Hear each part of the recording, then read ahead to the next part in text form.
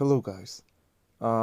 So Double or Nothing it's going to take place on this Sunday on 2029 of May. And I just think that it would be a good idea to make a recount of what has happened in Dynamite and on Rampage and try to try to make an opinion about that. So, just as my last video, I just want to apologize about my English pronunciation and apologize about the edition of this video because it's going to be really simple. And just for last, I just want to clarify that this is just my opinion, my personal opinion, and probably I'm going to criticize a lot of things about AEW, about the direction that they have made up about this pay-per-view, but that doesn't mean that I don't like AEW or that I hate it. I personally have been enjoying watching the show. I think that they have a lot of good stuff that they can produce, but I'm going to bring my honest opinion about this, about how they've been building this everything around this pay-per-view. Probably I'm going to say a few things that can make mad a lot of fans, but that is not the purpose of this video. The purpose is just to make my own opinion and to bring up the debate. Obviously, everything with respect, and yes, that's it. So here I have the full card, and what I'm gonna do is to pick every match of it and state my opinion about how AEW built a few aspects around them. Things like the booking, the storyline, the spots, the build-up, basically. And I just want to tell you how much hype I have for all these matches. Once again, this is just only my opinion as a wrestling fan, and I can be wrong. But this is just my perspective. So to start with this, we have the buy-in match, and it's going to be between the Hook and Danhausen versus Tony Nese and Mark Sterling. Okay, there is nothing particularly to talk about. The build-up is nothing really elaborate. It's just between this Hook and Danhausen joining forces against these two guys. And, well, it's the first match. It's the opener match before the pay-per-view starts. And I think it's going to be an entertaining match. Hook and Danhausen doing their stuff, their gimmick stuff, and the other two guys just following. And well, that's it. Nothing too complicated, and that is fine. For me, that is fine. Okay, so now just entering on the full card, on the main card. We have the Death Triangle versus House of Black on a trios match with no stipulation. Okay, just to make this clear, these guys are really good, right? I mean, Penta, Rey Fenix, Pac, Malakai, these guys have everything to make this match something that really entertaining, something really good. And basically, I'm not really that hyped for this match, not because these guys are bad or because the names aren't good enough. The problem that I have is that the House of Black as an stable didn't have the best build-up for this event. Because basically everything starts with Malakai Black, right? The guy had one of the best debuts in AEW against Cody Rhodes. We all know that story. They had a feud. At the end, nothing happened. It was one of the most anticlimactic endings for a storyline that I've ever seen in AEW. And after that, Brody King comes in, They make a couple. They started to dominate everything and everyone. And basically, what they did here is that because Pac had a rivalry against Malachi a few months back, they are bringing it in once again. But right now they are bringing Ray Phoenix to the formula. Well, basically the problem that I have with House of Black is that um, they say a lot of stuff, but they haven't showed anything. Basically, since they became a trio when Buddy Matthews came in, they haven't done particularly anything. They just have made a lot of video packages telling that they are really, really bad and they are the baddest guys on AW and whatever and that stuff. And it's fine, but that's that is something that I really don't like about these kinds of constructions, these kinds of build-ups. Just telling the people that you are good, but not showing why you're good, not showing why you're one of the most dominant teams on the company, right? But once again, that is all the problem that I have here. I mean, the match, I'm sure that it's going to be good, really good, but I'm not that hype for it just because of it. And well, that's it. So the next match that I want to talk about it's between the Young Bucks versus the Hardys, Elite versus the Elite, in a tag team match.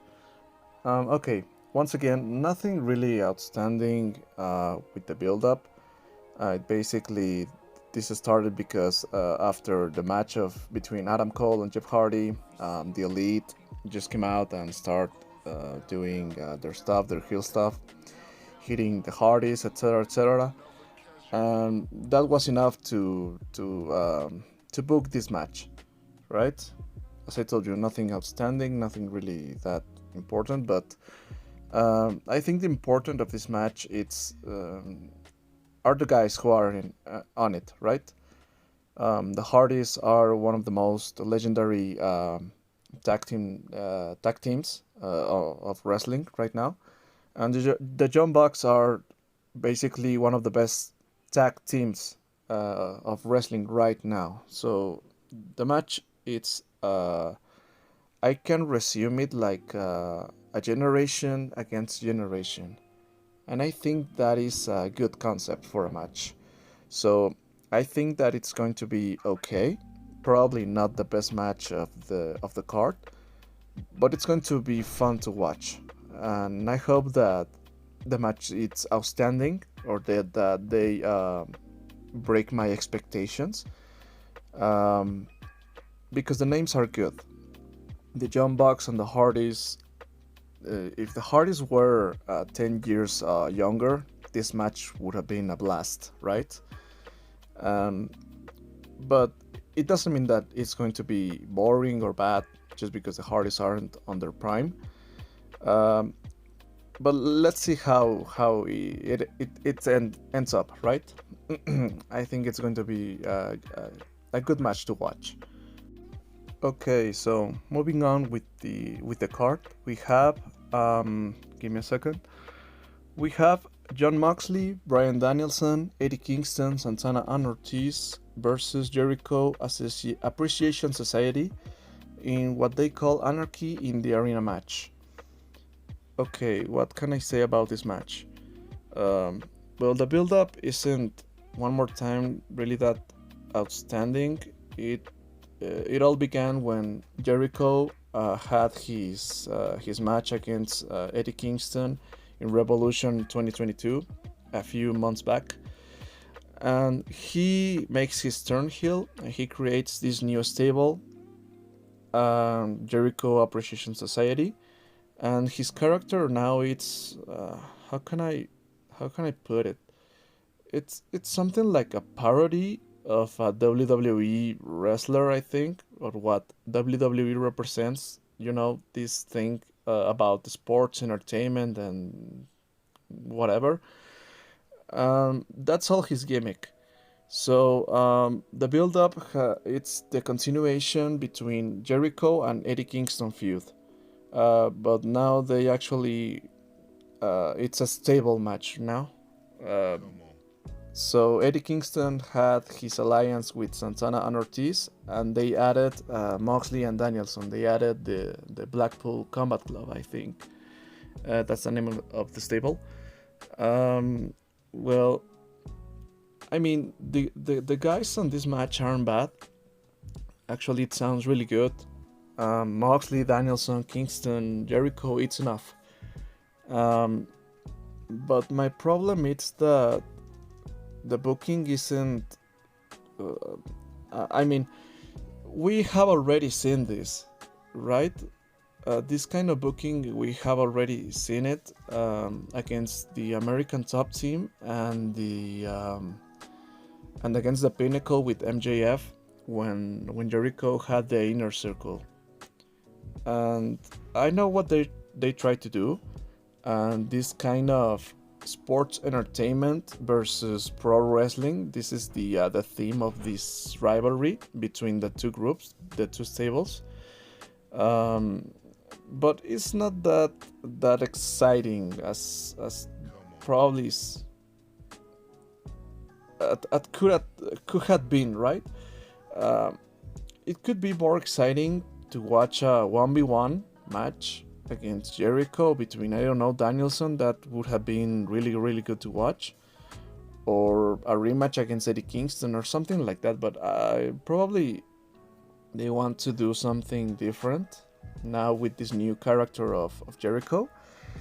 And the important thing, it's probably, or what most hype I'm about, it's the result of the match. Who is going to win? The faction of Jericho or this new alliance between Kingston and Santana Ortiz between with the Blackpool Combat Club. It's going to be interesting to watch that. And the match, I think it's going to be really entertaining, really good, a really good match. And that's it. The the build up isn't that good in my opinion. I don't find it really interesting or original. It's something that we have already seen before, but it's not particularly bad either. Um, and that's it. So we have our first championship match, and it's going to be between Jade Cargill versus Anna Jay for the TBS Championship on a one-on-one. Okay. Unfortunately for this match is basically a filler. Um, They AW didn't build someone particularly good for Jade Cargill to defend her championship on this pay-per-view. I don't have any problem with Anna Jay, but we already seen this match before, and I think it was on a Rampage episode. Um, so in the resume, I don't have any hype for this match. It's an exhibition match. It's a Rampage match. This is something that AW needs to change right now. Your champions are the guys that appear on the first page. These are the guys that you show to the public and you create hype around them to be the main attractions of your show. And that is not the only important thing. The most important thing most of the times are actually having good challengers. Because if you just bring up a random guy against the champion, there is no hype for it. And that is a basic build up for a match, in my opinion. You need to have two guys that are over with the public to make the match interesting, to make the match something that people want to watch. And unfortunately, this isn't the case. This is the case of yeah, just put them the championship match because you need to defend that title on the pay per view with no reason, with no build up, with no challenger. And this is very unfortunate. And I think AEW needs to give more attention to his champions, to the champions on of AEW. And that's it. It's a filler match. I'm not really interested in it. It's going to be good or bad. I don't know, particularly because the match could probably ends on 5 minutes, and I don't care about a match of 5 minutes, especially on a pay per view. But whatever. I'm not hyped. The match can be okay, and that's it. Okay, to continue, we have the men's Owen Hart tournament final, and it's going to be Samoa Joe versus Adam Cole, baby. Okay, this tournament has been really, really good for AEW. We have watched a lot of good matches, and well, the build up. There has been basically no build up for the tournament because it's just that, right? Putting guys against each other, and the best just reached the top. This time is Samoa Joe and Adam Cole, the finalist. So let's talk about each one of them. Samoa Joe, he debuted on this Ring of Honor pay-per-view that I don't remember the name right now, and he became the television Ring of Honor champion. After that, he had a really good match against Minoru Suzuki, and after that, he started a feud with Jay Lethal, a feud that I particularly don't like but whatever. And then he started on this tournament and he reached to the top. So particularly what I like about Samoa Joe is that the guy still has a lot of fuel on the tank. He still puts on a lot of great matches, and he is a really good monster kind of character. So he basically what he has, or how he has been built up, it's to have credibility. His match against Minoru Suzuki and his most recent match against Kyle O'Reilly just puts him on that credibility level.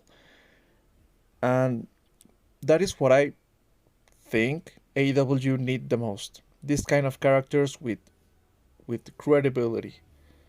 And that brings me to Adam Cole. Adam Cole debuted on the All Out pay-per-view in 2021.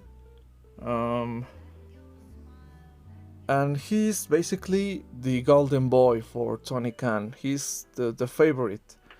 And he got a lot of leadership inside AEW since Kenny Omega when he left because of his injuries. And what I haven't liked about Adam Cole's run in AEW is that he seems like a parody of himself being on NXT. And that is something problematic for him because Adam Cole, just putting aside his size, he's one of the most over talents in AEW. He's charismatic, he's very talented, he has the mic, he's really good inside the ring. He has everything to be the champion.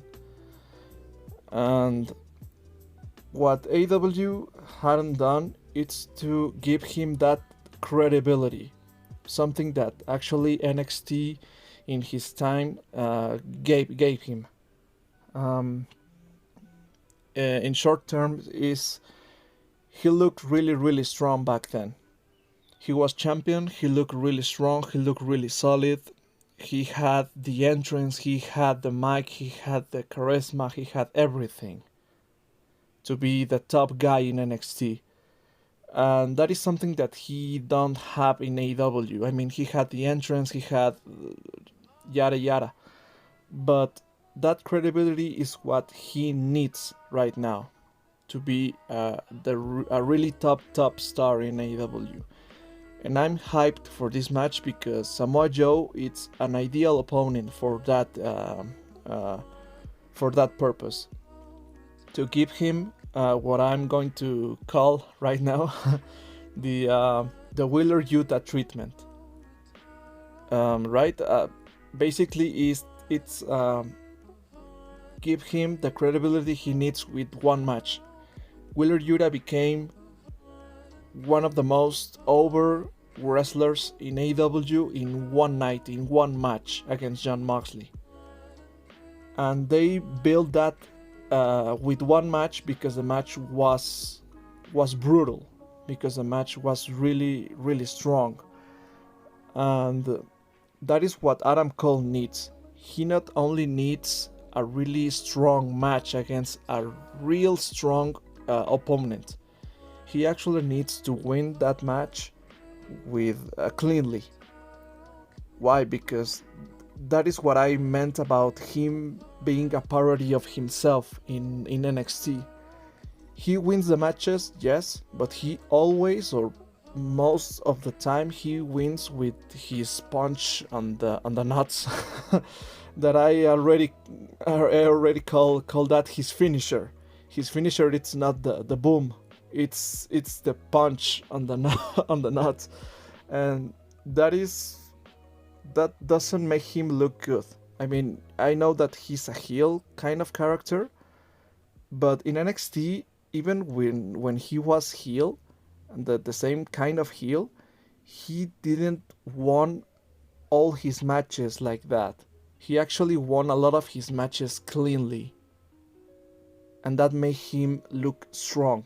And that is what they need to do with Adam Cole, make him look strong, to be not this guy that just has a good entrance and has a good catchphrase, right? Adam Cole, baby, right? That is completely fine, but this guy needs this credibility. This guy needs to be on the top, and this fight, this match, can bring that to him. And I think that this final, it's one of the best things that they could book for this event, and I'm really hyped watching this match just for it. Okay, now that we're talking about the tournament, it's time to talk about the women's division of this one, and it's going to be between Britt Baker DMD against Ruby Soho. Okay, just as I did with Samoa Joe and Adam Cole, the build-up is about the tournament, right? You put the women wrestlers on the tournament, and they reach to the top, and that's it. That's basically all we have. But let's talk about the contenders. Ruby Soho, she debuted on All Out 2021, and she won the Casino Battle Royale match to have an opportunity against Britt Baker. In that match, Britt won, and after that, she just fell into the abyss.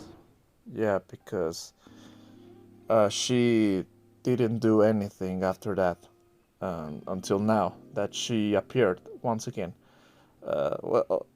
Okay, yes, she appeared on Dark and on Dark Elevation, but they forgot about her until this point. And that is something that I don't like particularly.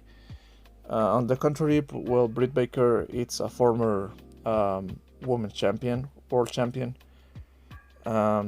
She has the microphone, she has the skills.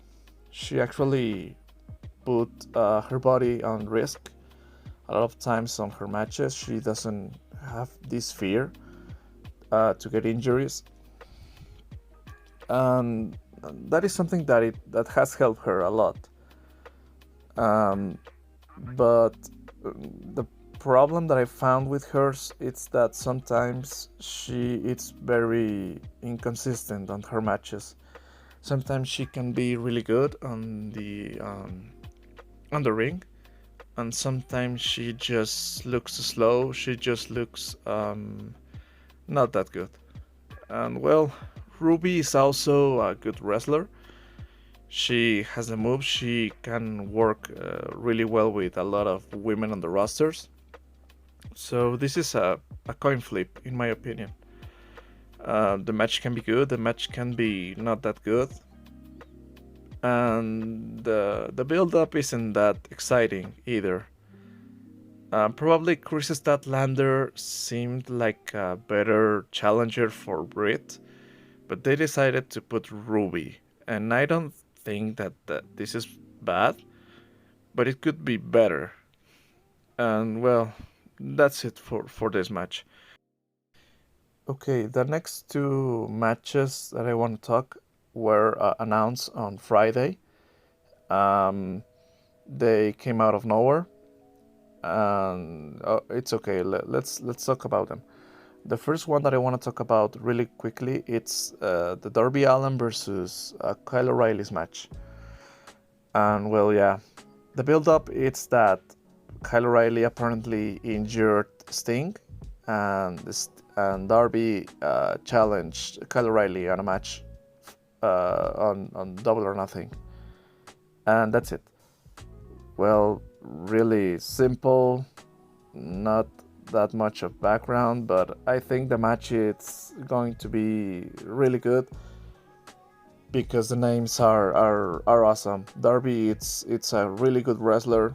Kyle O'Reilly, it's even better probably, and it's going to be a fun match to watch. It's an exhibition. It's a filler match, yes, but I think the action is going to be good, and that is enough.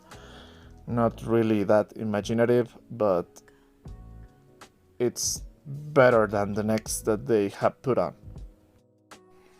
And the second match that they have announced on Rampage, it's Paige VanZant, Scorpio Sky, Ethan Page against Ty Conti, Sammy Guevara, and Frankie Kazarian. Okay, I'm going to make this quick. The build-up for this match has been horrible. It's probably the worst storyline on AEW right now. It had a lot of inconsistencies on the story. Sammy Guevara, it's a good wrestler on the ring, but he lacks of character completely. And that makes him really boring as a character, not as a wrestler, one more time. He's a good wrestler. He's good on the ring. But outside of that, he's boring. And his relationship with Ty Conti, putting his relationship with Ty Conti on the rivalry against he had against the Scorpio Sky doesn't make it better. It just looks bad for Sammy. And actually, it's really strange because the people turn on Sammy Guevara and they start to boo him, and they start to support Scorpio Sky and Ethan Page. And at first, it looked like the roles just that they changed the roles. Scorpio Sky was the face, and then Sammy was the heel. But when Scorpio Sky had his match against Frankie Kazarian, they one more time forced the narrative, and they made one more time Scorpio Sky and his group the heels, and Sammy Guevara and Kazarian the good guys. Yeah, this has been horrible. Also because the TNT champion, it's not going to be defended. One more time. The TNT champion has fell from the grace. Absolutely. Now it's a championship that I particularly don't care or to watch. I don't care what they do with that. That is really disappointing. That is really disappointing that they cannot find something to do with Scorpio Sky, rather than just keep fighting with Sammy for on the same field they had for the last, I don't know, couple of months. I don't particularly know, and I don't care. I really don't care. It's the match I don't care at all. It's not that I don't have hype for it. It's that I don't care. Probably it's going to be entertaining. Probably it's going to be good, but I don't care. And that is what actually a bad build-up made.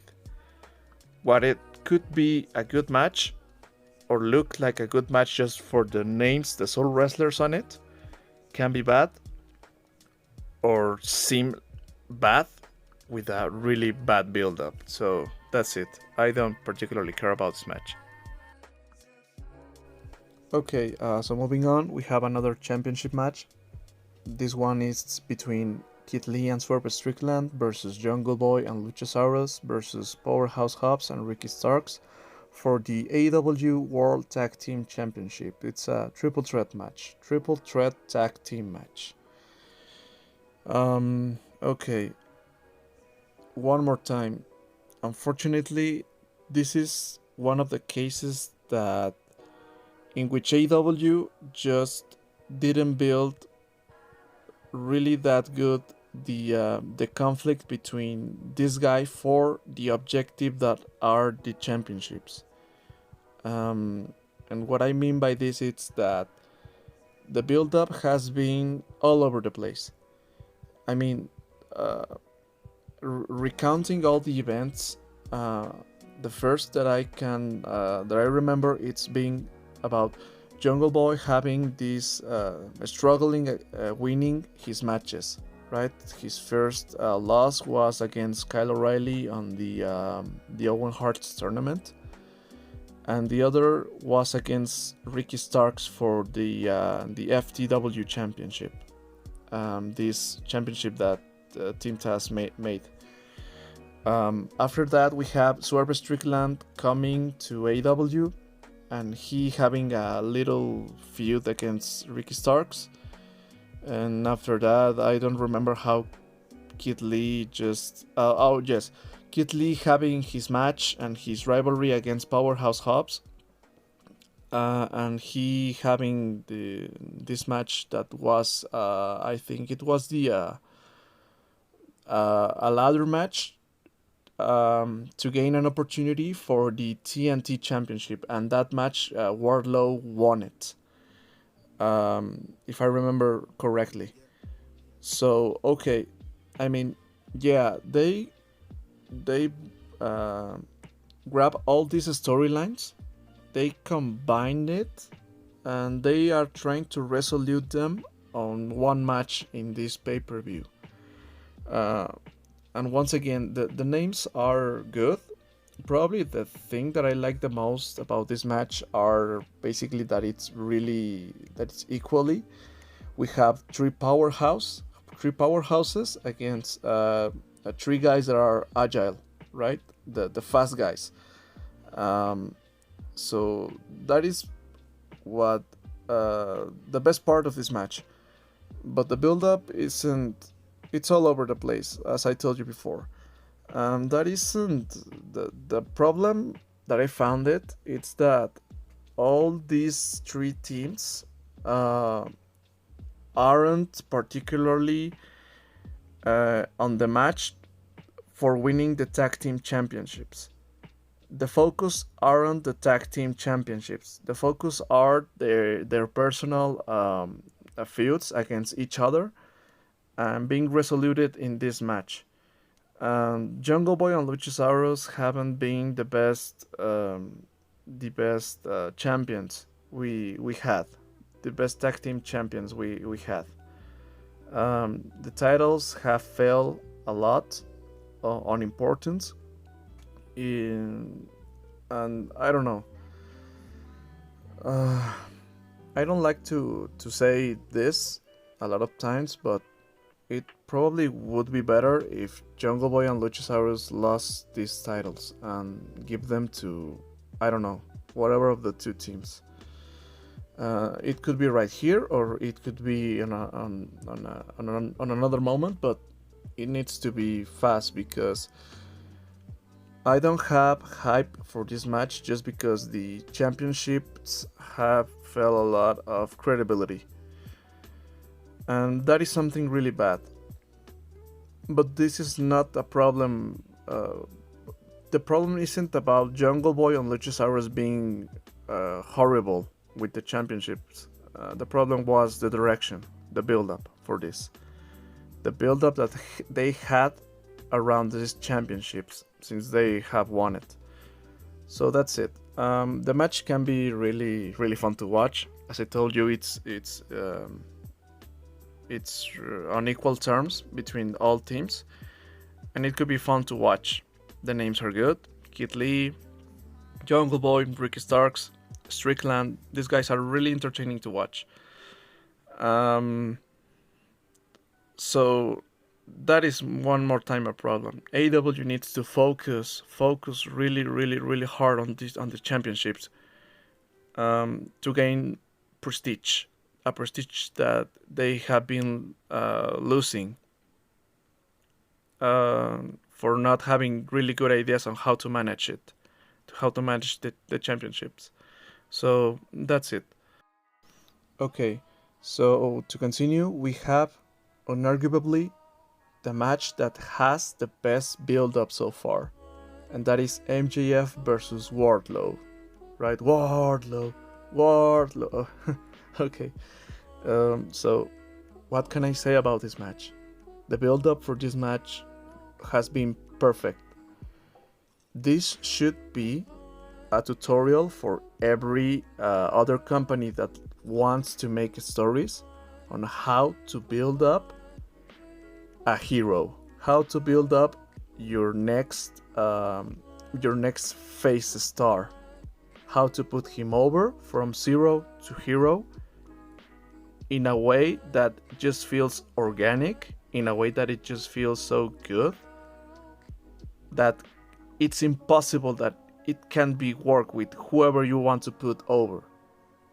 This should be a tutorial on how to do that, because the build-up has been great. It has been entertaining to watch. It has a really good pace.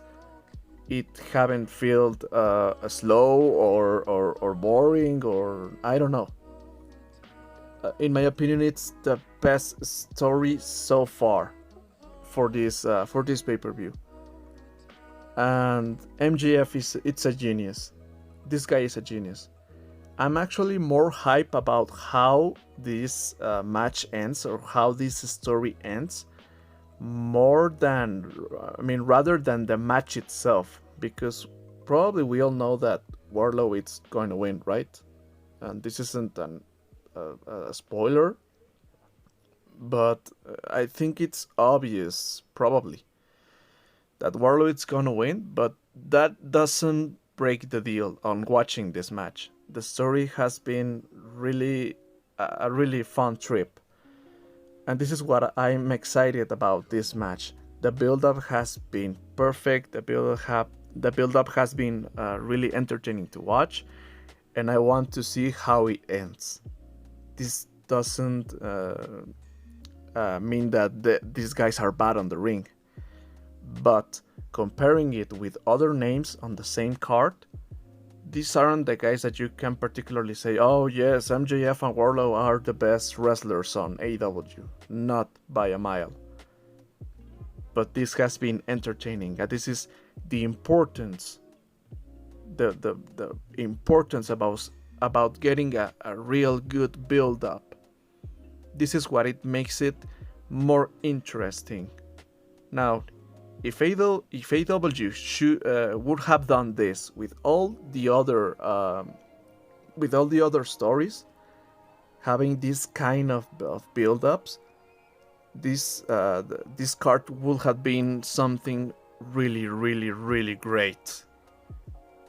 But unfortunately, that didn't happen. And well, I hope that AEW just puts more attention on this, because this is important. The build up, it's important just as much as the wrestling itself. It's important, or the names on the card. This is important. So that's it.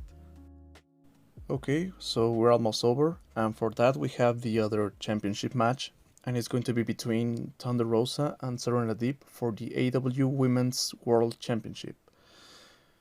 Okay, now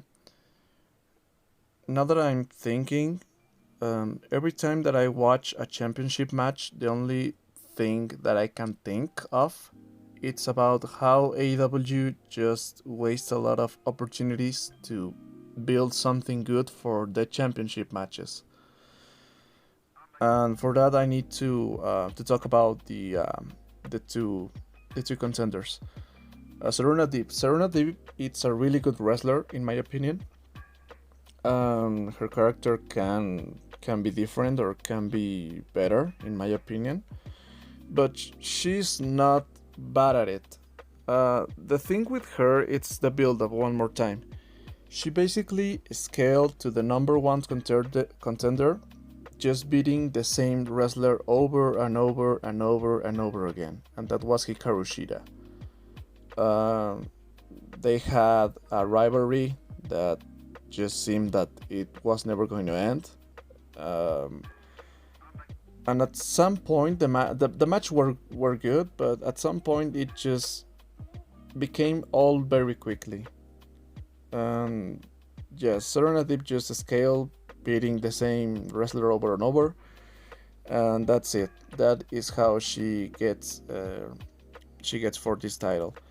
Thunder Rosa, it's also a really good wrestler in my opinion. Very talented on the ring, not that much outside of it, but it sometimes it doesn't really matter.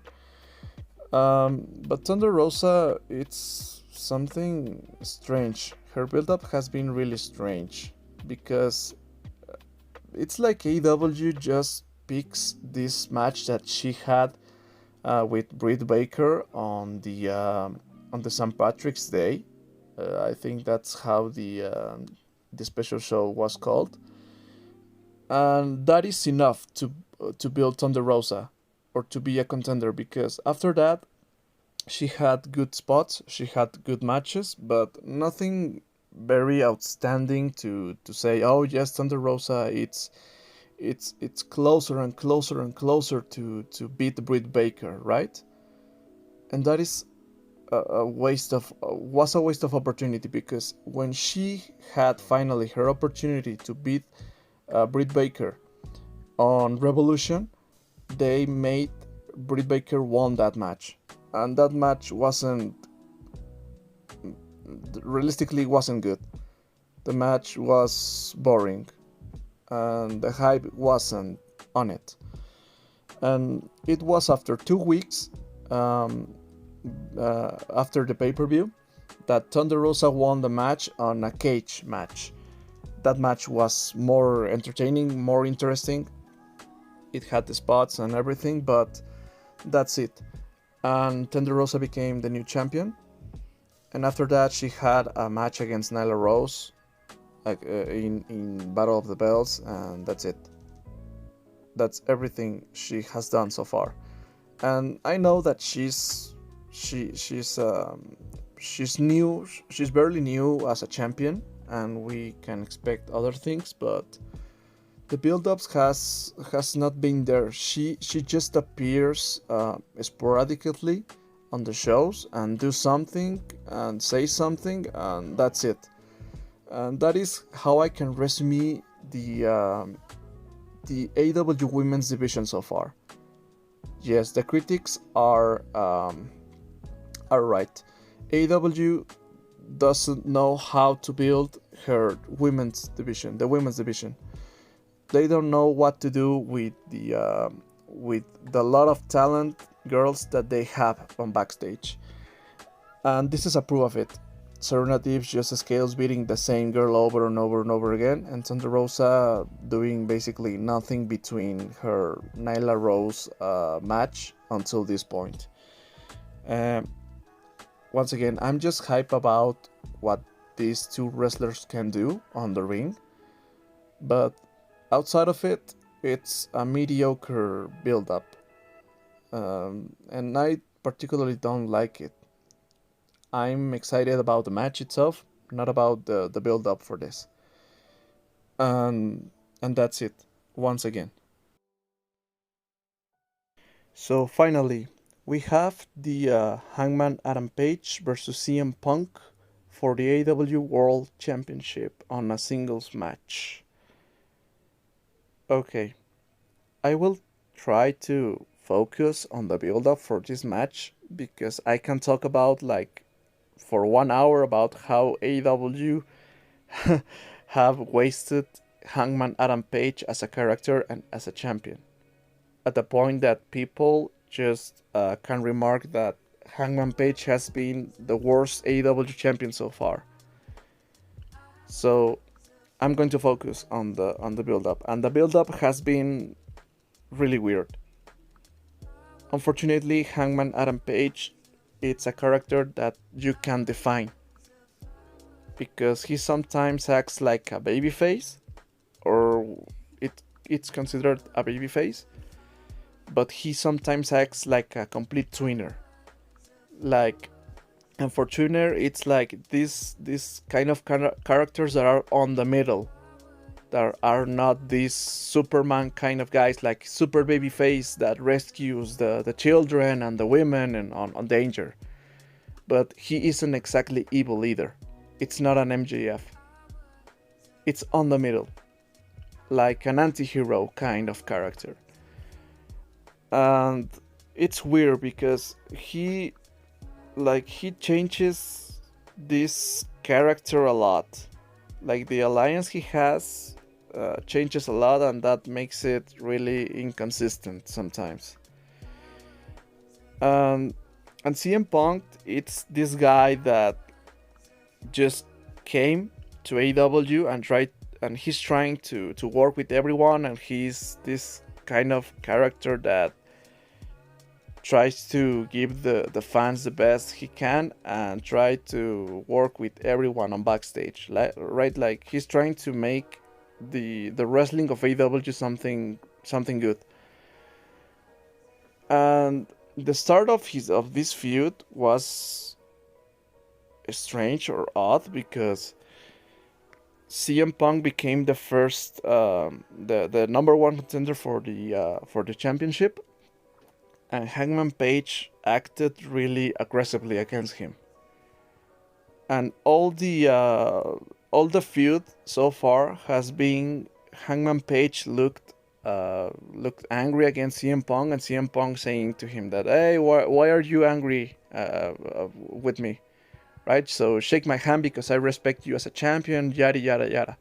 And Hangman Page on his last face to face was like, no, I'm going to destroy you. I'm going to kick your ass on Double or Nothing, because you represent a threat to AEW, to my home, and I'm going to defend it of you. And it's like, okay, it's fine, but I don't know one more time what we're trying to build up here.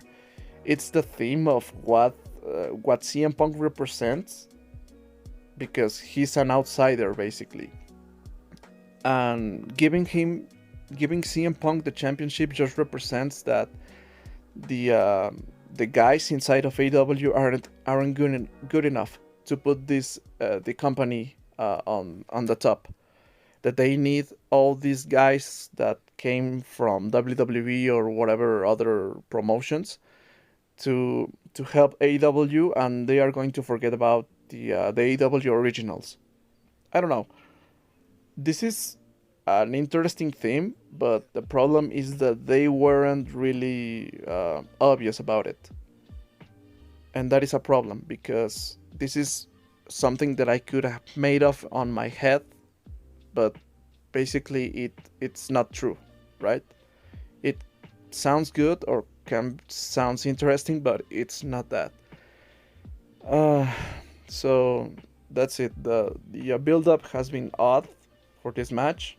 The most important thing about this is that CM Punk it's versus Hangman Page haven't we haven't seen this match, and it's going to be interesting how they perform.